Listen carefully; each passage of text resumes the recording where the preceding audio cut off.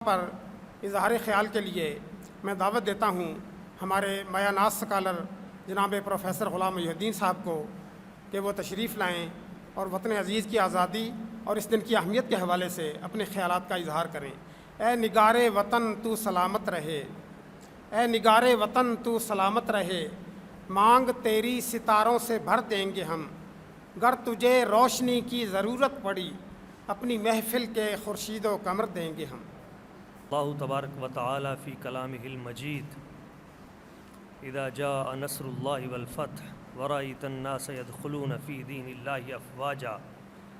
فسبح بحمد ربک واستغفر انہ کان توابا۔ جناب صدر، عظیم اساتذہ کرام اور عزیز طلباء، اللہ تعالیٰ کے کرم و فضل سے، اس کے حبیب کی نگاہ توسل سے ہم شکر گزار ہیں کہ اس ذات و برکات نے ہمیں رہنے اور بسنے کے لیے ملک پاکستان جیسا عظیم تحفہ عطا کیا۔ معزز احباب، پاکستان اللہ کریم کی وہ عظیم نعمت ہے، ہم کروڑ بار بھی شکر ادا کریں اس نعمت کا شکر ادا نہیں کر سکتے۔ اس خطہ ارضی کے ہم پہ بے شمار احسانات ہیں۔ آج اگر ہم اپنی عبادت میں، ریاضت میں، معاملات میں، اپنے تمام اصول و ضوابط میں اگر آزادی کے ساتھ کچھ کر سکتے ہیں تو یہ آزادی کا ثمر ہے۔ حضرت امام حسن رضی اللہ تعالیٰ عنہ، ایک مرتبہ ایک کنیز اس نے آپ کو کوئی چیز برتن میں پیش کی اور اس کے ہاتھ سے چھوٹ گئی، تو آپ نے ناراض ہونے کی بجائے آپ نے اسے آزاد کر دیا۔ تو پوچھنے والے نے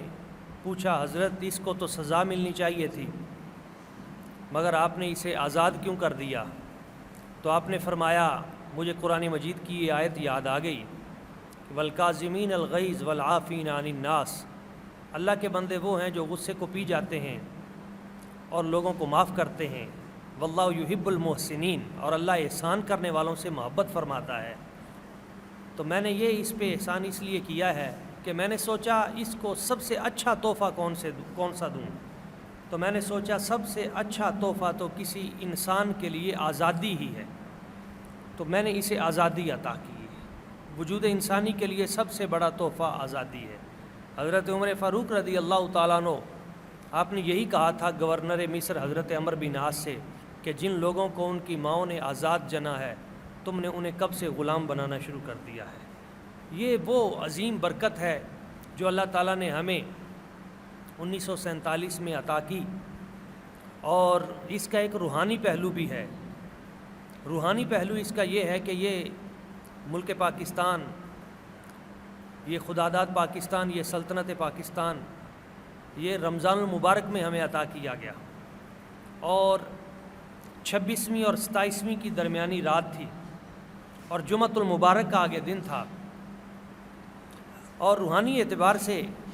یہ سب سے بابرکت وقت ہے، اس لیے کہ اہل علم کہتے ہیں یہی وہ رات ہے جو نزول قرآن کی رات ہے،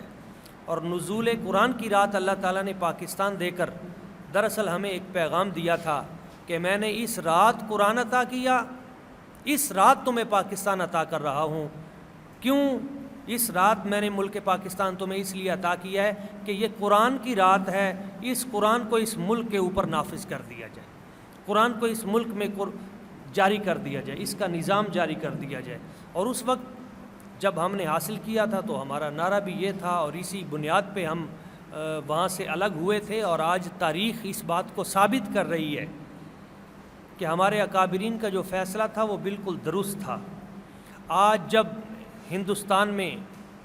مسلمانوں کے لیے ذبیحہ ممنوع قرار دے دیا گیا، اور کسی بھی گھر سے اگر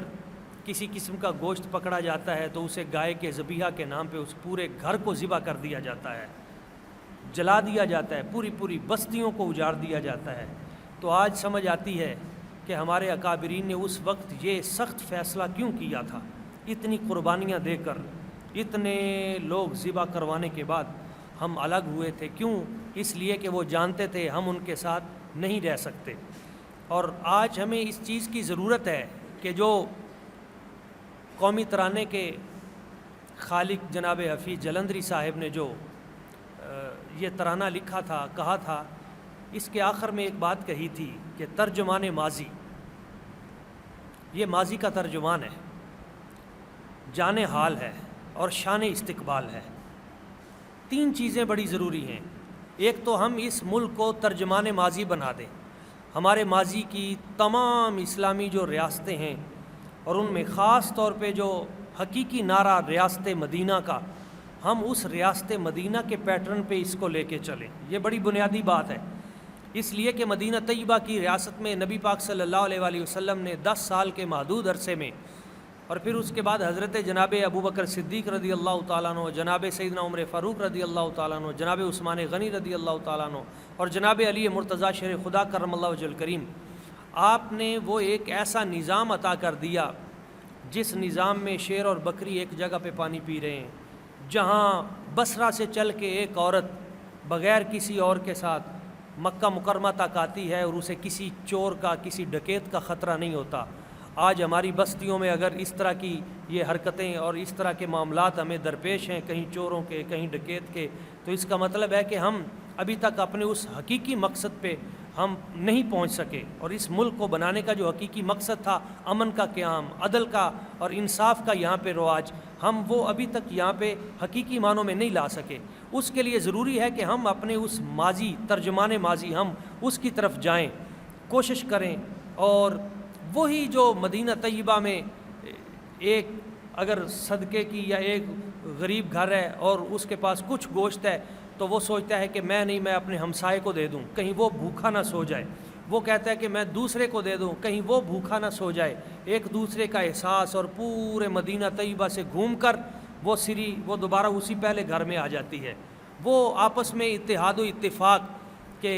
حالت جنگ میں ایک شخص ہے اور وہ زخموں سے تڑپ رہا ہے، جب اسے پانی پیش کیا جاتا ہے تو وہ العطش العطش کی صدا سنتا ہے، وہ کہتا ہے پہلے دوسرے کو پیش کیا جائے، وہ سنتا ہے، وہ آگے 7 لوگ اس طرح شہید ہو جاتے ہیں اور وہ پانی کا ایک قطرہ بھی کوئی نہیں پیتا۔ دوسروں کے لیے قربانی دینا، دوسروں کے لیے وسعت پیدا کرنا، اور اپنے ہمسایوں کے لیے، اپنے ملک کے لیے، ملک کے باسیوں کے لیے خیر چاہنا،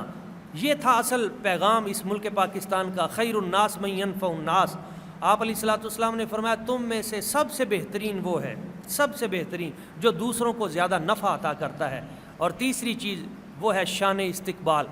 مستقبل کے حوالے سے بھی ہم تیاری کریں۔ جان حال تو یہ ہے کہ آج بھی پوری دنیا کا مسلمان وہ پاکستان کے نام کے ساتھ اس کا دل دھڑکتا ہے، خواہ وہ فلسطین ہو، خواہ وہ کشمیر ہو، خواہ وہ افغانستان ہو، کہیں بھی۔ تو اللہ تعالیٰ نے اس ملک کو یہ صلاحیت بھی عطا کی ہے۔ 57 اسلامی ممالک میں صرف پاکستان ہی ہے جو ایٹمی پاور ہے۔ اس ملک کو اللہ تعالیٰ نے ہر خوبی، ہر کمال اور برکت عطا کی ہے، اور ضرورت اس امر کی ہے کہ مستقبل کے حوالے سے جن روحانی شخصیات نے اس کو دیکھا تو وہ یہ کہتے ہیں کہ ایک دن آئے گا جب یہ واقعی شان استقبال ہوگا، اور مستقبل میں اللہ تعالیٰ نے اس ملک کو ایک ایسا مقام عطا کرنا ہے کہ اس کی ہاں میں دنیا کی ہاں اور اس کی نہ میں دنیا کی نہ ہوگی۔ ہم نے اس وقت کے لیے اپنے آپ کو تیار کرنا ہے، نسلوں کو تیار کرنا ہے۔ اس کے لیے بنیادی طور پہ ہمیں 2-3 چیزوں کی ضرورت ہے۔ سب سے بنیادی چیز وہ تو یہ ہے کہ ہمارے اس ملک میں یہ جو تعصبات کی فضا ہے اس کو ختم کرنا ہے۔ وہ تعصبات کون سے ہیں؟ ان میں ایک تو صوبائی تعصب ہے، میں پنجابی ہوں، یہ سندھی ہے، یہ بلوچی ہے، یہ خیبر پختونخوا سے اس کا تعلق ہے۔ یہ جو ایک فضا صوبائیت کی لہر ہے، ہم اس سے اجتناب کریں۔ ہم سب اس حوالے سے پاکستانی ہیں، سب سے پہلے ہم مسلمان ہیں، پاکستانی ہیں، اسی بنیاد پہ ہم ایک دوسرے کا خیر مقدم کریں اور ایک دوسرے کو محبت کی نظر سے دیکھیں۔ دوسری جو لہر ہے وہ فرقہ واریت کی ہے، یہ ملکوں کو تباہ و برباد کر دیتی ہے۔ ابھی ہمارا ایک ڈیلیگیشن گیا تھا عراق میں، یہ 92 کے جو اسکالرز تھے ان کا، تو وہاں کے اہل تشیع سے پوچھا گیا کہ آپ اب خوش ہیں؟ تو وہ رونے لگے، انہوں نے کہا نہیں، اگرچہ پہلے وہاں پہ جو گورنمنٹ کی، اب اہل تشیع کی، لیکن انہوں نے کہا نہیں، اب وہاں پہ غربت عام ہے، شہروں کے شہر تباہ ہو چکے، اجڑ چکے۔ جب کسی ملک میں فرقہ واریت پھیلتی ہے، آپ کسی شامی سے پوچھ لیں کیا صورتحال ہے آپ کی، باہمی جنگ جو ہے مسلمانوں کی، یہ تباہ و برباد کر دیتی ہے۔ یہ جو دوسرا فتنہ ہے فرقہ واریت مسل کی، ہم نے اس کو ختم کرنا ہے، صوبائیت کے نام پہ، فرقہ واریت کے نام پہ، اور تیسرا لسانیت کے نام پہ ابھی بڑی تیزی کے ساتھ تنظیمیں اٹھ رہی ہیں کہ یہ سرائیکستان کی بنیاد پہ یہ ایریاز، یہ سرائیکی ہے، سرائیکی کی پنجابی کے ساتھ نفرت، پنجابی کی جو ہے وہ پٹھان کے ساتھ نفرت، یہ پشتو بولتا ہے تو اس کو دوسری نظر سے دیکھا جائے۔ یہ ایک جو لسانیت کا فتنہ ہے یہ بھی بہت برا فتنہ ہے۔ نہیں، اس کی بجائے ہم اللہ تبارک و تعالیٰ کے اس عطا کردہ کلمہ طیبہ لا الہ الا اللہ محمد رسول اللہ، اس کے زیر سایہ رہیں، اور اس ملک میں ہر ایک کو حق ہے کہ وہ اپنا عقیدہ، اپنے نظریات وہ اچھے انداز میں پیش کرے، اس کی اجازت ہے، مگر ہم کسی دوسرے کی دل آزاری نہ کریں، اسے تکلیف نہ دیں، آپس میں اتحاد و اتفاق کے ساتھ اس ملک کو اگر ہم آپس میں جڑ کے رہیں گے تو اس کی برکتوں سے ہی آپ دیکھیں کہ جس ملک میں، جس جگہ میں، جس شہر میں، بلکہ جس گھر میں، میں نے ابھی مثال دی تھی محرم الحرام کے حوالے سے، وہاں ہمارے تمام جو دیگر افیسران تھے وہ بھی موجود تھے، وہ انٹرفیس ڈائلاگ اینڈ ہارمنی کے حوالے سے وہ پروگرام تھا۔ میں نے کہا تھا کہ جس گھر میں افراد دو لڑتے ہوں تو اس گھر سے برکت اٹھا لی جاتی ہے، جس گلی میں دو افراد لڑتے ہوں اس گلی سے برکت اٹھا لی جاتی ہے، جس شہر میں خانہ جنگی شروع ہو جائے اس شہر سے برکت اٹھا لی جاتی ہے، اور جس ملک میں خانہ جنگی شروع ہو جائے اللہ تعالیٰ اس ملک سے برکتیں اٹھا لیتا ہے، اور عملاً ہم دنیا میں دیکھ رہے ہیں۔ ان چیزوں سے ہم نے اجتناب کر کے اس چیز کو ہم نے پکڑنا ہے۔ کون سی چیز ہے؟ وہ آخر میں جو اللہ تبارک و تعالیٰ کی ذات و برکات، سایہ خدائے ذوالجلال، ہم اس ذوالجلال کی، اس کی رحمتوں کے سائے تلے آپس میں اتحاد و اتفاق کے ساتھ رہیں، اور اللہ تبارک و تعالیٰ کی تسبیح بھی بیان کریں۔ جس وقت اذا جاء نصر اللہ والفتح، اللہ تبارک و تعالیٰ کی طرف سے جب فتح اور نصرت آ گئی، وَرَأَيْتَ النَّاسَ يَدْخُلُونَ فِي دِينِ اللَّهِ أَفْوَاجًا، فتح مکہ ہے اور اس سے پہلے یہ صورتیں نازل ہوئی ہیں، اور اس موقع پہ اللہ تعالیٰ نے فرمایا ہے حبیب آپ نے دیکھ لیا کہ لوگ فوج در فوج اسلام کی طرف داخل ہو رہے ہیں۔ تو جب اللہ تعالیٰ نے آپ کا یہ مقصد پورا کر دیا ہے تو اب ہم نے کیا کرنا ہے؟ اللہ تعالیٰ نے فرمایا اب لوگ مسلمان ہو گئے ہیں، تمہیں ایک ریاست مل گئی ہے، اب یہاں پہ اللہ کے قانون کو نافذ کیجئے، فسبح بحمد ربک واستغفر کریں اور استغفار کریں، انہ کان توابا، وہ تمہاری توبہ کو قبول کرنے والا ہے۔ ہم اس بارگاہ میں جھک جائیں اور سجدہ ریز ہو کر اس بارگاہ قدوس، اس کی بارگاہ میں شکریہ ادا کریں کہ اس نے ہمیں یہ خطہ عطا کیا ہے، اور عملاً بھی ہم کوشش میں لگ جائیں کہ میرے پاس اگر چند اسٹوڈنٹ ہیں تو میں ان کا ذمہ دار ہوں، اگر آپ باپ ہیں، آپ کے بیٹے ہیں 4، آپ ان کے ذمہ دار ہیں، اساتذہ ہیں وہ اپنے بچوں کے ذمہ دار ہیں، کیا کریں؟ ان بچوں میں اخوت، پیار، محبت، ملک کے ساتھ وفا، اللہ تعالیٰ کے نظام کے ساتھ وفا، دین کے ساتھ وفا، ان چیزوں کو پیدا کریں۔ اگر ہم اپنی کوشش ہر شخص کرتا رہے تو وہ دن دور نہیں جب انشاءاللہ تعالیٰ ہم حقیقی آزادی کا یہاں پہ سورج ابھرتا ہوا دیکھیں گے۔ اللہ تعالیٰ کی بارگاہ قدس میں دعا ہے کہ وہ اس ملک کو سلامت رکھے، وہ اس ملک کے اداروں کو سلامت رکھے، وہ اس خطہ ارضی کو سلامت رکھے، اور ہر فتنہ و فساد سے اس ملک کو محفوظ فرمائے۔ آمین۔ وما علینا الا البلاغ۔